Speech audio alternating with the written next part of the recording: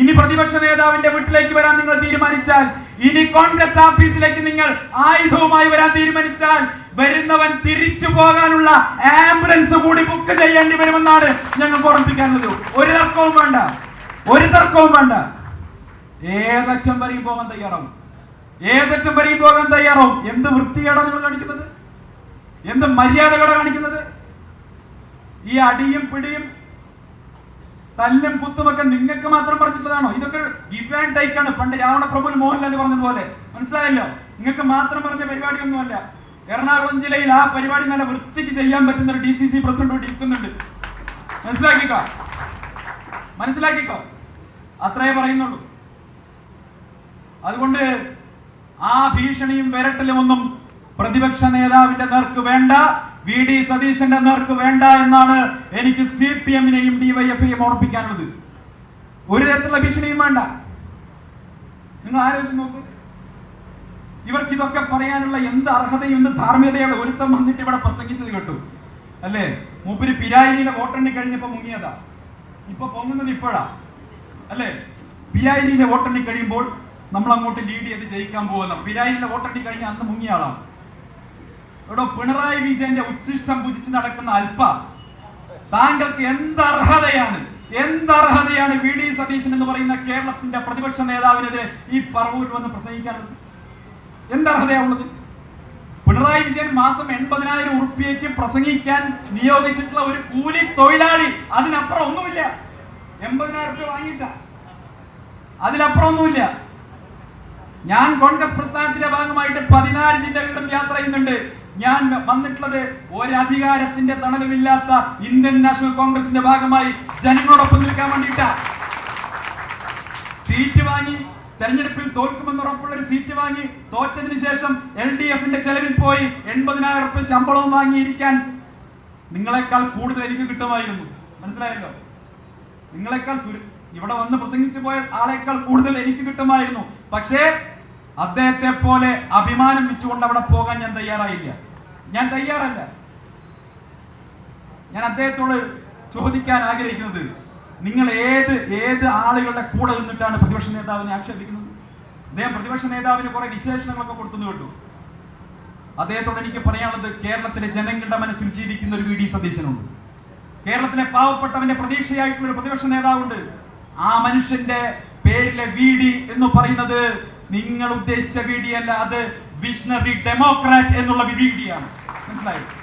Visionary ആയിട്ടുള്ള democrat ആയിട്ടുള്ള VD Satheesan. നാളത്തെ കേരളത്തെ കുറിച്ച്, ഭാവി കേരളം എങ്ങനെയായിരിക്കണം എന്ന് സംബന്ധിച്ച് കൃത്യമായ ധാരണകളുള്ള പ്രതിപക്ഷ നേതാവ്. ഈ കേരളത്തിന്റെ 14 ജില്ലകളിലെയും സാധാരണക്കാരായ മനുഷ്യരുടെ പ്രശ്നങ്ങൾ സംബന്ധിച്ച് കൃത്യമായ ധാരണയുള്ള പ്രതിപക്ഷ നേതാവ്. ഈ നാട്ടിലെ പാവപ്പെട്ടവൻ ആഗ്രഹിക്കുന്നത് സംബന്ധിച്ച് കൃത്യമായി ധാരണയുള്ള നേതാവ്. ഈ നാട്ടിലെ വിവിധ ജാതി മത വിഭാഗങ്ങളുടെ പ്രശ്നങ്ങൾ സംബന്ധിച്ച് ധാരണയും അറിവുമുള്ള നേതാവ്. ഈ നാടിന്റെ സാമ്പത്തിക പ്രതിസന്ധി സംബന്ധിച്ച് ആഴത്തിൽ പഠിച്ചിട്ടുള്ള നേതാവ്. ഈ നാട്ടിലെ ഏറ്റവും പ്രധാനപ്പെട്ട വിഷയങ്ങൾ, അടിസ്ഥാന സൗകര്യ വികസനങ്ങൾ, വിദ്യാഭ്യാസ രംഗത്തെ പ്രശ്നങ്ങൾ, ആരോഗ്യ രംഗത്തെ പ്രശ്നങ്ങൾ എന്നിങ്ങനെ സമഗ്ര മേഖലകളിലും ആധികാരികമായി പഠിച്ച ശേഷം മാത്രം അഭിപ്രായം പറയുന്ന വിഷണറി ആയിട്ടുള്ള, അങ്ങേയറ്റം ജനാധിപത്യവാദിയായിട്ടുള്ള VD സതീശന്റെ ഓഫീസ്, ആ VD സതീശനെ ആക്രമിക്കാനും VD സതീശന്റെ ഓഫീസ് ആക്രമിക്കാനും ഒക്കെ നിങ്ങൾക്ക് പിണറായി വിജയന്റെ CPM-ന് എന്ത് ധാർമ്മികതയാണുള്ളത്, എന്ത് അധികാരമുള്ള, എന്ത് അവകാശമുള്ളത്? നിങ്ങൾ എല്ലാ കാലത്തും ഇതുപോലെ ആക്ഷേപങ്ങളിൽപ്പെട്ടവരെ സംരക്ഷിച്ചവരാണ്. നിങ്ങൾ തീവ്രത അളക്കാൻ വേണ്ടി യന്ത്രം കൊടുത്തയച്ചവരാണ്. നിങ്ങൾ എല്ലാ ആക്ഷേപങ്ങളും വരുമ്പോ മുഴുവൻ CPM നേതാക്കന്മാരെയും മന്ത്രിമാരെയും MLA-മാരെയും നിങ്ങളുടെ പാർട്ടിയിൽപ്പെട്ട നേതാക്കന്മാരെയും ഒക്കെ സംരക്ഷിച്ചു നിർത്തിയവരാണ്. അവർക്ക് വേണ്ടി ക്യാപ്സ്യൂളുകൾ ഇറക്കിയവരാണ്. കേരളത്തിലെ പൊതുസമൂഹം മുഴുവൻ എതിരാകുമ്പോഴും നിങ്ങളുടെ സഖാക്കളെ, സ്വന്തം പാർട്ടിയിലെ വനിതാ സഖാക്കൾ വരെ ആക്ഷേപം ഉന്നയിച്ചവരെ സംരക്ഷിച്ചവരാണ് നിങ്ങൾ. ഈ ചരിത്രമൊന്നും കേരളത്തിലെ ജനങ്ങൾ മറന്നിട്ടില്ലല്ലോ. ഈ ചരിത്രമൊന്നും കേരളത്തിലെ ജനങ്ങൾ മറന്നിട്ടില്ലല്ലോ പ്രിയപ്പെട്ടവരെ. എത്രയോ ഉദാഹരണങ്ങൾ നമുക്ക് ചൂണ്ടിക്കാണിക്കാൻ കഴിയും. കിളിരൂർ കേസിന്റെ കാലം മുതൽക്കുള്ള ഉദാഹരണങ്ങൾ ചൂണ്ടിക്കാണിക്കാൻ തുടങ്ങിക്കഴിഞ്ഞാൽ നാളെ നേരം വെളുക്കും വരെ പ്രസംഗിക്കാനുണ്ടാവും. ഇതെങ്ങാനും ഈ പ്രസംഗം എങ്ങാനും ഷൂട്ട് ചെയ്ത് ആരെങ്കിലും കൊടുത്തു കഴിഞ്ഞാൽ, CPM-ന്റെ പ്രസംഗം, CPM-ന്റെ നേതാക്കന്മാരെ കുറിച്ചുള്ള പ്രസംഗം ആരെങ്കിലും ഷൂട്ട് ചെയ്ത് സെൻസർ ബോർഡിലേക്ക് കൊടുത്തു കഴിഞ്ഞാൽ 10-40 കട്ട് വേണ്ടി വരും. കാരണം അത്രയും കാര്യങ്ങളാണ് ഇവരെ കുറിച്ച് പറയാനുള്ളത്. മനസ്സിലായല്ലോ?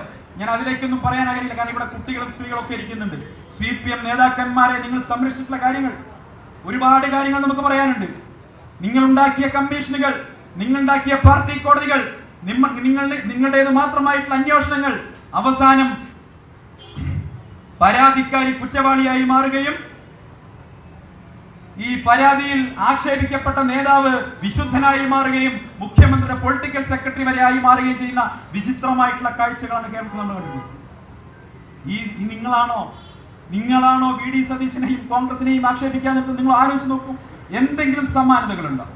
ഇവിടെ ഒരു പരാതി വരുന്നു, പരാതികൾ വന്ന ഉടൻ ഇന്ത്യയിൽ മറ്റൊരു രാഷ്ട്രീയ പാർട്ടിയും ചെയ്യാത്തതുപോലെ, ഇന്ത്യയിലെ ഒരു രാഷ്ട്രീയ പ്രസ്ഥാനവും ചെയ്യാത്തതുപോലെ നടപടിയെടുക്കുന്നു.